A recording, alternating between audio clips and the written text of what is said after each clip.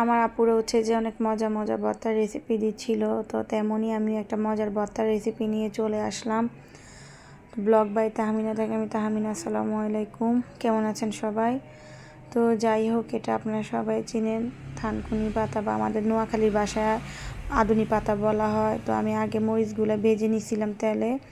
তো হচ্ছে যে লবণ আর কাঁচা মরিচ আর শুকনো মরিচগুলো আমি একসাথে আগে মিশিয়ে নিচ্ছি ভালোভাবে, যেন মিশে যায় আর কি, যেহেতু না মিশলে ভালো লাগে না, সবগুলা জিনিস চেয়ে চেয়ে থাকে মনে হয়। তো এটাতে আমি একটু ধনে পাতা নিয়েছিলাম, আসলে দেশি ধনে পাতাগুলো হলে খুবই ভালো লাগতো। তো এগুলো আসলে আমাদের নোয়াখালীর ভাষায় বলে যে বিলাতি ধনিয়া পাতা, তো সেগুলাই নিলাম। তো এখন একটু সরিষার তেল দিয়ে নিলাম। তো এখানে আমি অফ ক্যামেরায় হচ্ছিল যে আলুগুলো ম্যাশ করে নিয়েছিলাম। তো এখন আমি হচ্ছে যে সব কিছু আসলে ভালোভাবে না মিশালে ভালো লাগে না, সেজন্য আমি ভালোভাবে মিশ করে নিচ্ছিলাম সব কিছু। তো আমি অফ ক্যামেরা থানকুনি পাতা বা থানকুনি পাতা যেটাই বলি আমরা, আদুনি পাতা, তো আমি সব কিছু কেটে নিলাম।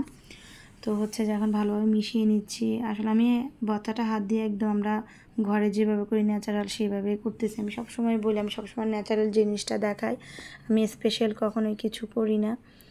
তো যাই হোক, তো আমি এখন আলুটার সাথেও মেখে নিচ্ছিলাম ভালোভাবে। দেখেন, যদি আপনি ভালোভাবে না মাখেন কখনোই টেস্টটা ভালো আসবে না। আর হচ্ছে যে আসলে এটা আমি একটু ঝাল বেশি খাই, ওই জন্য ঝালটা যত বেশি আমার মনে হয় যে এই পাতার ভর্তাটা অনেক বেশি টেস্ট হয়, অনেক মজা হয়। তো আমার হচ্ছে যে এখানে একটু বাইরে নয়েজ আসতেছে, প্লিজ কেউ কিছু মনে করবেন না, ক্ষমা দৃষ্টি সুন্দর দেখবেন সবাই। আর হচ্ছে যে এটাই বলবো যে আমার চ্যানেলটা যদি ভালো লাগে বা আমার ভিডিওটা যদি আপনাদের কাছে সামান্য ভালো লাগে, তো হচ্ছে যে আমার চ্যানেলটা প্লিজ সবাই সাবস্ক্রাইব করে বন্ধু করে পাশে থাকবে। আর হচ্ছিল যে লাইক কমেন্ট অবশ্যই করে দিবেন। আপনাদের একটা লাইক করা আর একটা কমেন্ট পড়ে আসলে খুবই ভালো লাগে, যে ভালো ভালো কমেন্টগুলো পড়লে তখন মনটা এমনিতেই ভালো হয়ে যায়। তো হচ্ছে যে তখন আসলে এমনি একটা ভিডিও দেওয়ার এমনিতেই মন চায় যে আমার আপুরা ভাইয়ারা আমার ভিডিওটা দেখবে বলে। তো অবশেষে তো আমার ভর্তাটা প্রায় হয়ে আসছে। এখন হচ্ছে আমি কিন্তু আবার লাস্টে অফ ক্যামেরা আমি একটু সরিষার তেল দিয়ে নিছিলাম। তো সেটা আমি প্রথমে একবার দিয়েছিলাম, আবার শেষে একবার দিয়েছি। তো মোট আমি দুইবার সরিষার তেলটা দিয়েছিলাম। তো সরিষার তেলটা যদি না দেওয়া হয় আসলে ভালো লাগে না।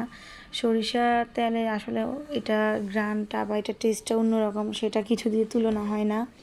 তো আমি একে একে সবগুলো বল করে নিচ্ছিলাম। আসলে বলটা করলে আমি এমনিতে যে কোনো ভর্তা করি আমি বল করে রাখি এভাবে।